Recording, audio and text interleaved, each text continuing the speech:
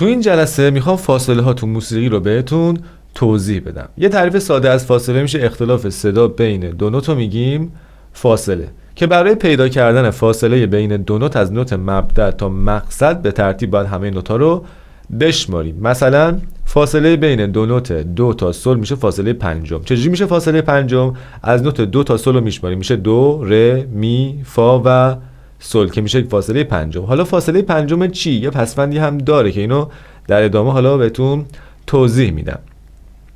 با توجه به تعداد نوت ها در یک اکتاو ما 8 فاصله اصلی داریم که ما این 8 فاصله اصلی رو به دو دسته فواصل درست و فواصل بزرگ تقسیم بندی میکنیم.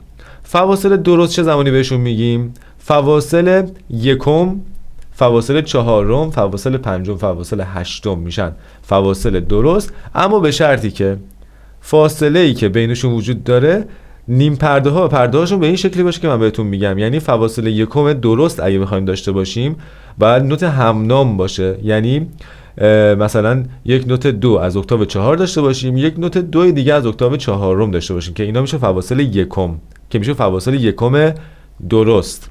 اگه فاصله 4 درست بخوایم باید 2 پرده و یک نیم پرده بین اون دو تا نوت فاصله وجود داشته باشه.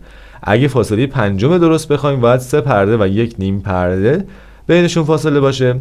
اگه فاصله 8 درست بخوایم باید 5 پرده و 2 نیم پرده بین اون دو تا نوت فاصله وجود داشته باشه. حالا فواصل بزرگ، فواصل دوم، سوم، ششم و هفتم بهش میگیم فواصل بزرگ، اما به شرطی که فواصل دوم بزرگ اگه میخوایم باید بین اون دو تا نوت یک پرده باشه. فاصله سوم بزرگ میخوایم باید بین اون دو نوت 2 پرده باشه. فاصله ششم بزرگ 4 پرده و یک نیم پرده. فاصله هفتم هم 5 پرده و یک نیم پرده باید بین اون دو تا نوت فاصله باشه تا بهش میگیم فاصله هفتم بزرگ. حالا به غیر از این فواصل درست و بزرگ ما یه سری قواعد فاصله داریم که به این ترتیبه که ما اگه فواصل کوچیک میخوایم داشته باشیم باید از یک فاصله بزرگ نیم پرده کم کنیم. یعنی ما اینجا فکر کنید که یک فاصله سوم بزرگ داریم، مثلا فاصله بین دو تا نوت دو تا می، فاصله سوم بزرگه چون بین دو تا می ما 2 پرده فاصله داریم. حالا من بیام به جایی که بگم 2 تا می بگم 2 تا می بمول، اینجا فاصله میشه یک فاصله کوچیک.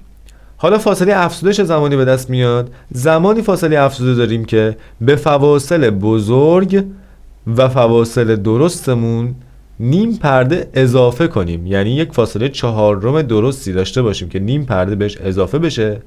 اون موقع ما بهش میگیم فاصله افزوده. و یک فاصله بزرگ داشته باشیم مثل فاصله سوم بزرگ، نیم پرده بهش اضافه کنیم، موقع فاصله افزوده میرسیم.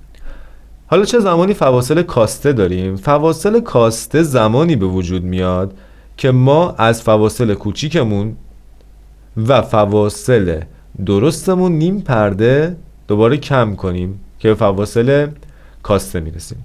حالا فواصل افزوده تر چه زمانی به وجود میاد؟ زمانی که ما یک فاصله افزوده داشته باشیم دوباره بهش نیم پرده هم اضافه کنیم، بهش میگیم فواصل افزوده تر. و فواصل کاسته تر زمانی به وجود میادش که ما یک فاصله کاسته داشته باشیم و ازش نیم پرده کم کنیم که اون موقع به فواصل کاسته تر میرسیم.